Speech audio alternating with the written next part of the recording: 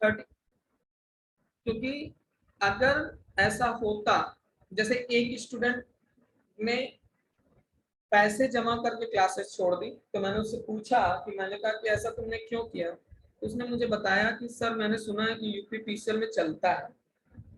तो मैंने कहा अगर बेटा ऐसा होता तो जो बैकलॉग की 17 वैकेंसी आती आई थी ना, बैकलॉग का मतलब होता है कि वैकेंसी नहीं भरी गई इसलिए फिर से निकाला गया उसी वैकेंसी का एडवर्टीजमेंट। जैसे 240 वैकेंसी आपकी आई है, इसमें भी पक्का बैकलॉग आएगी, 10 से 15 वैकेंसी नहीं भर पाएगी। क्यों नहीं भर पाएगी? कैंडिडेट ही नहीं क्वालिफाई कर पाएंगे तो इसकी बैकलॉग आ जाएगी। अगर कुछ चलने वाला मैटर होता तो जाहिर सी बात है बैकलॉग वैकेंसी आने का कोई सवाल ही नहीं होता। तो ये तो एक चीज दिमाग से निकाल दो, लेकिन अब किसी के दिमाग में ये बात घुस गई तो उसको हम निकाल नहीं सकते। तो इस चीज को पहले पहले तो इसको, अच्छा एक सबसे अच्छा तरीका अपनी नाकामियों को छिपाने का सबसे अच्छा तरीका है, सर चलता है, यहाँ चलता है, वहां चलता है, सर वहां देंगे तभी होगा। अरे ऐसा कुछ नहीं होता, ठीक है मैं मानता हूँ, हो सकता है दो चार लोग ऐसे हो भी जाते हैं, एक्सेप्शन। केमिस्ट्री में तो जिसने केमिस्ट्री पढ़ी होगी वो तो जानता ही होगा, एक्सेप्शन कोटा फैक्ट्री देख लो, तो एक्सेप्शन हो सकता है। लेकिन मैं कहता हूँ कि इतने लोग कंपटीशन के लायक नहीं है, तो आपका कंपटीशन बहुत ज्यादा नहीं है। तुम्हें एक बात बताऊं, मेरा साला जीआईसी में है, आजमगढ़ में पोस्टिंग हुई है। 17 लोग क्वालिफाई किए थे, 7 सीटें थी जीआईसी की लेक्चरार की, 17 लोग क्वालिफाई किए थे। एग्जाम देने के लिए सिर्फ 14 लोग पहुंचे थे, तो सॉरी इंटरव्यू देने के लिए, इंटरव्यू देने के लिए 14 लोग पहुंचे थे, यानी एक सीट पे 2 लोग, ये था कंपटीशन।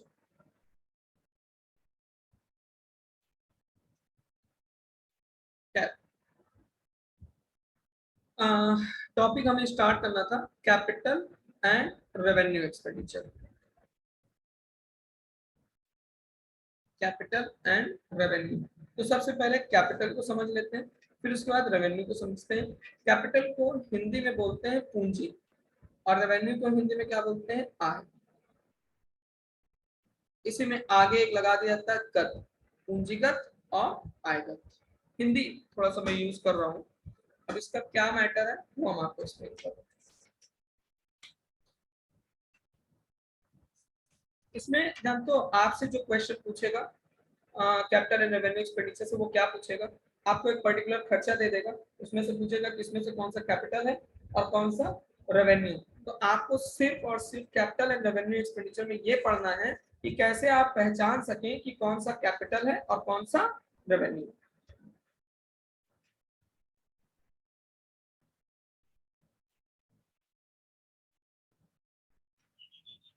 एक मिनट।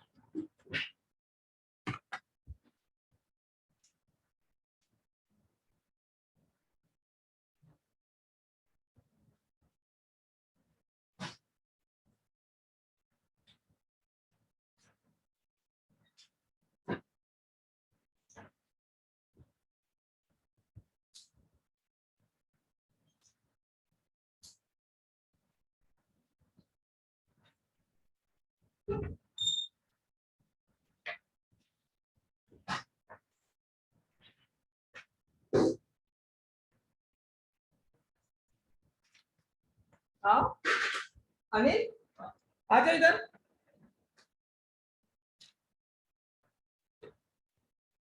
पढ़ा कितना टाइम लगेगा? अभी तो बड़ी बेटा बैठ जाओ, सीधे बैठ जाओ ना। कहीं जा रहे हो क्या? कहीं जाना है क्या तुम्हें? जाना तो है। कहीं जा रहे हो तो हो क्या? जो कब तक पढ़ाएंगे? हाँ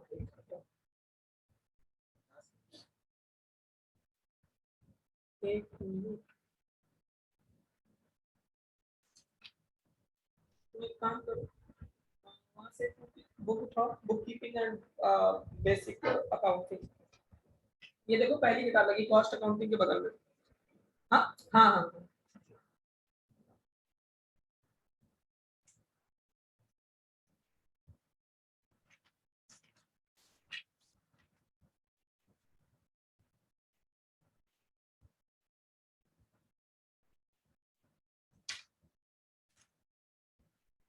एनसीईआरटी वाली बुक कहाँ गई मेरे हाथ में थी?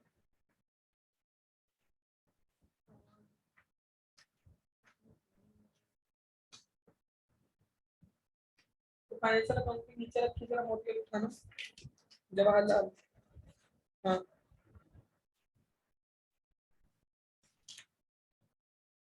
रखो रखो। मैं जा रहा हूँ। कितनी देर में आओगे? आपको व्हाट्सएप करना पड़ेगा। व्हाट्सएप करना पड़ेगा। ठीक ठीक है। 10 बजे। हाँ 10 बजे। ठीक है। सुनो इधर आओ एक मिनट।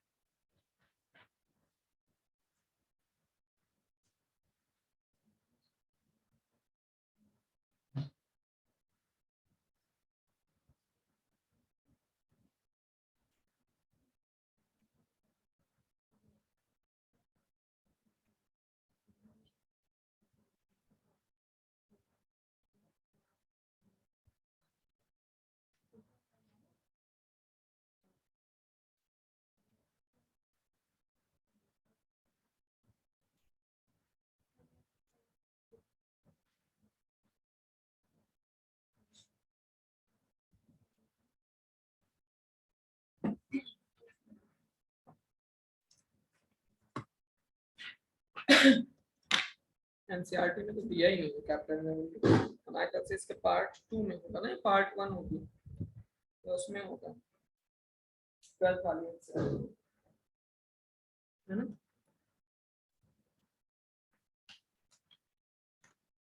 हाँ ये पार्ट 1 है, इसके पार्ट 2 में खैर छोड़ो।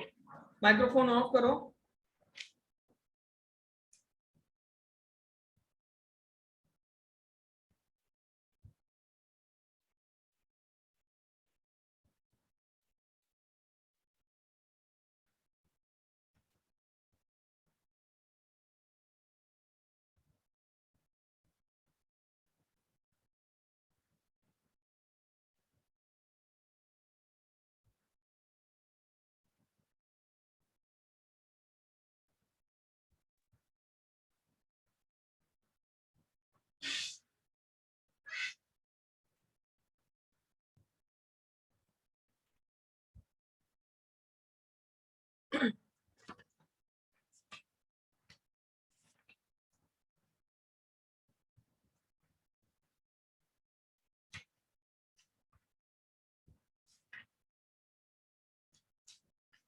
ठीक है,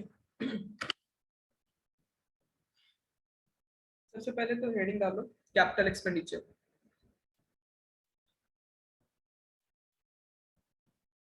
सबसे पहले हेडिंग डालो capital expenditure.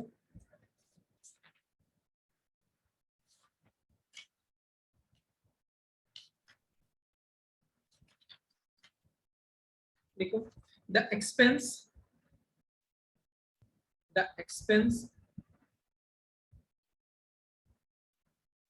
which are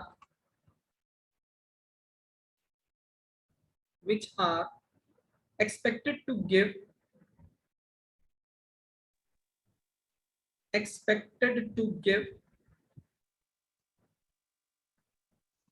give benefit,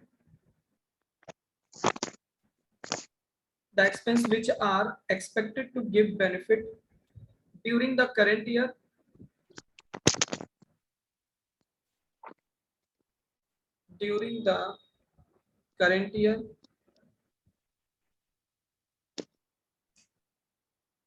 as well as coming year, as well as coming year.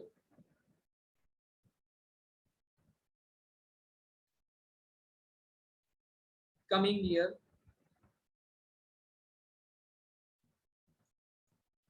are called capital expenditure.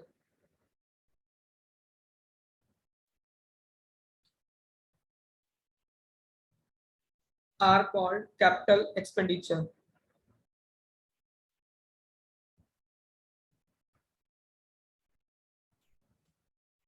ठीक है, ये कैपिटल हो गया। फिर हेडिंग डाल लीजिए revenue expenditure.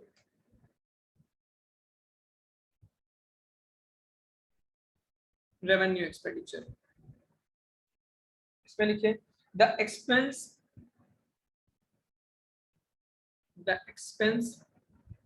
incurred for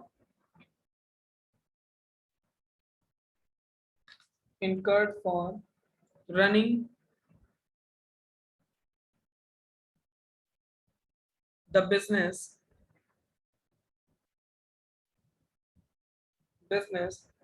are called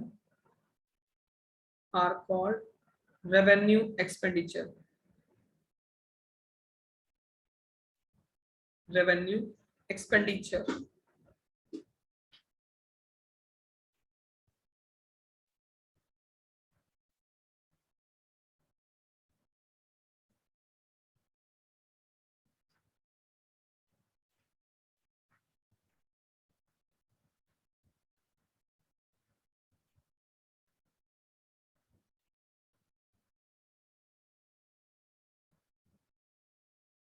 ठीक है, नेक्स्ट लिखिए, हेडिंग डाल के लिखिएगा example of capital expenditure. Example of capital expenditure.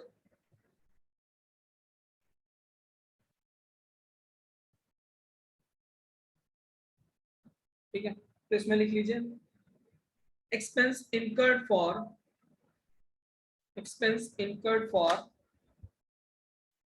purchase and sale of goods, purchase and sale of goods,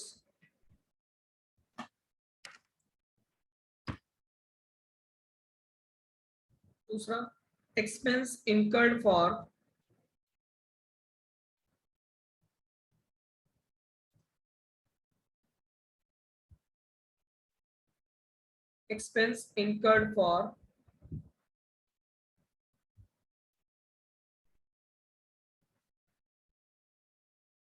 running the day-to-day business activities, running the day-to-day business activities,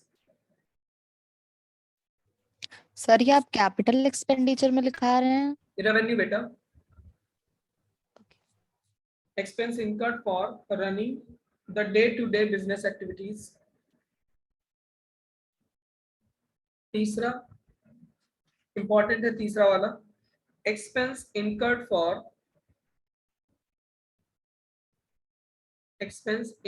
for the maintenance of fixed assets, the maintenance of fixed assets। ये revenue के example थे चार, फिर से सुन लो। पहला था expense incurred for purchase and sale of goods, दूसरा है expense incurred for running the day to day business activities, तीसरा है expense incurred for the maintenance of fixed assets, और चौथा है depreciation on fixed assets, depreciation on fixed assets।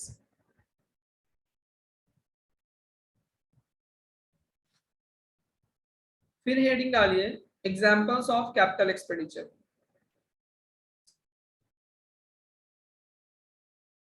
Examples of capital expenditure।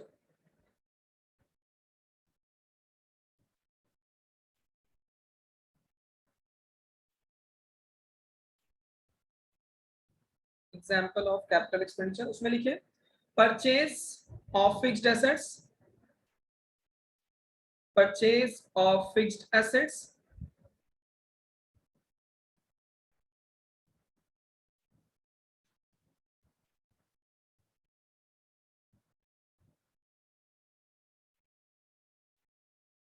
purchase of fixed assets, दूसरा other necessary expenses related to fixed assets, other necessary expenses related to fixed assets,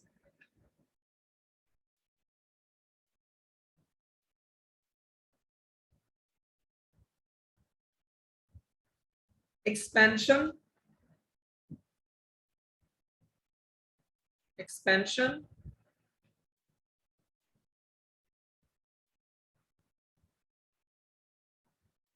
चौथा expenditure for getting right,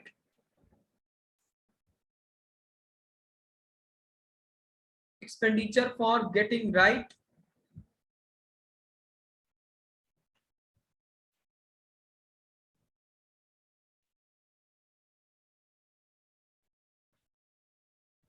पांचवा लिखिए legal expense for obtaining fixed assets, legal expense for obtaining fixed assets,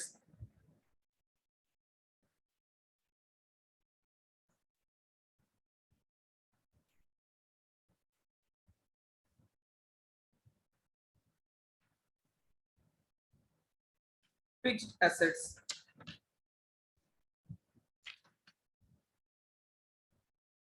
ठीक है, अब लिखिए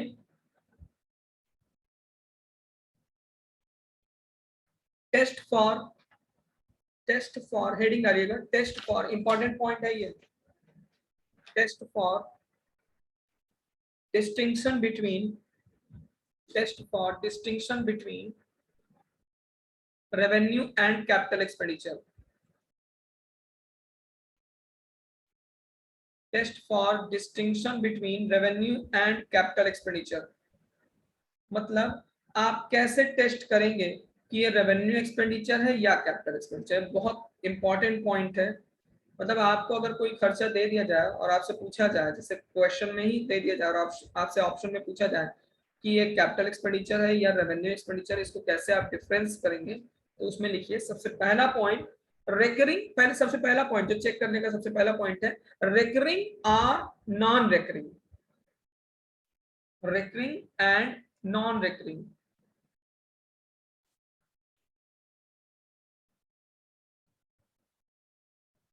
and non recurring, मतलब recurring का मतलब होता है जो बार बार होता है, नॉन रिकरिंग का मतलब होता है जो एक बार होता है।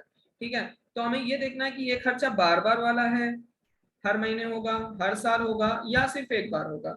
अगर हर महीने हो रहा है, हर साल हो रहा है, तो ये रिकरिंग नेचर का है, इसका मतलब ये रेवेन्यू एक्सपेंडिचर है। अगर सिर्फ एक बार होना है, दोबारा नहीं होना है, जैसे installation of machinery, wages paid for the installation of machinery, तो आप मशीन को कितनी बार इंस्टॉल करोगे, एक बार, तो उसके वेजेस को कितनी बार पे करोगे, तो वो वेजेस क्या हो जाएगा, capital expenditure. Next, effect of the expenditure on earning capacity,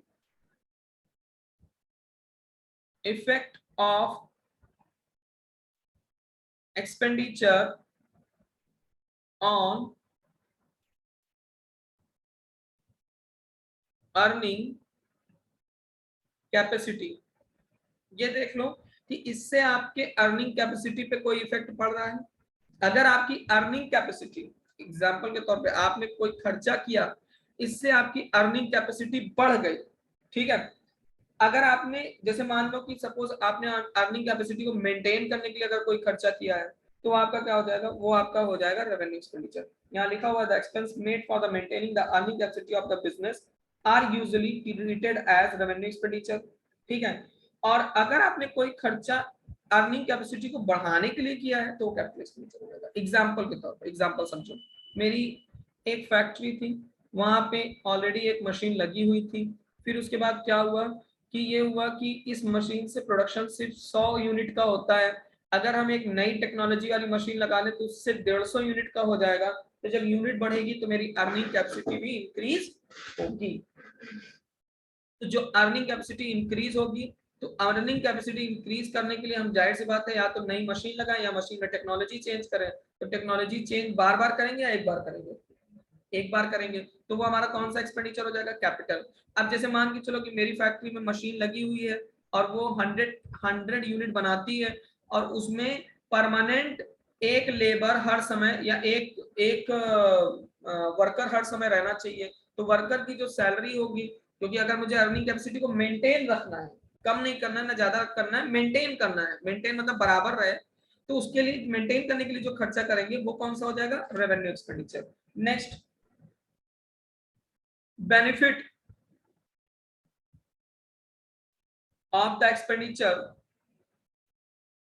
of the expenditure to be derived in 1 year or more than 1 year, more than 1 year, यानी कि जो आप बेनिफिट ले रहे हो वो 1 साल के लिए बेनिफिट होगा या 1 साल से ज्यादा के लिए बेनिफिट होगा। अगर बेनिफिट 1 साल से ज्यादा के लिए है तो कैपिटल एक्सपेंडिचर, और अगर आप बेनिफिट टेम्परेरी बेनिफिट के लिए कुछ कर रहे हो तो आपका रेवेन्यू एक्सपेंडिचर है। Nature of business, nature of business, आपके बिजनेस का नेचर भी डिसाइड करता है कि वो कैपिटल एक्सपेंडिचर या रेवेन्यू एक्सपेंडिचर। जैसे मान के चलो कि सपोज हम 2 लोग मिल गए, मान लो अरविंद शर्मा हो गए, ठीक है, और निखिल हो गए और ओपी हो गए, 3 लोग मिल गए और 3 लोग मिलकर पटाखे की दुकान लगा रहे हैं, तो पटाखे की दुकान लगाने पे जो हम लोग खर्च करते हैं, पटाखे की दुकान जो लगा रहे हैं उस पे जो खर्चा हो रहा है वो रेवेन्यू एक्सपेंडिचर है, क्योंकि उसका जो नेचर है वो कैसा है, शॉर्ट टर्म। और यही अगर हम कोई दूसरा बिजनेस स्टैब्लिश कर रहे हैं तो वो कैपिटल एक्सपेंडिचर है।